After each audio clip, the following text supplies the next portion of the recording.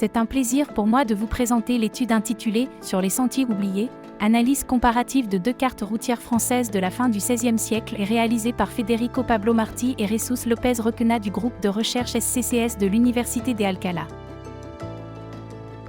Cette recherche propose une analyse approfondie de 2 cartes du fin XVIe siècle, le carte Gallia de l'Itinerarium Orbi Christiani de Hogenberg de 1579 et les 2 cartes de France de l'Atlas de Scruten de 1595, reflétant l'interaction complexe entre la géographie et les événements historiques sous le règne de Philippe II d'Espagne.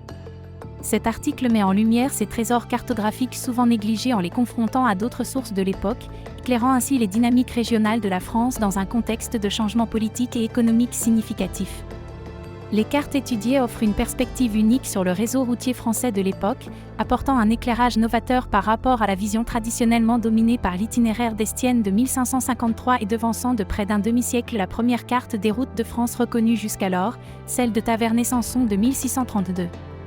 L'approche multidisciplinaire adoptée dans cette étude permet une analyse complète, alliant historique et géographique pour tracer l'évolution des voies au fil du temps.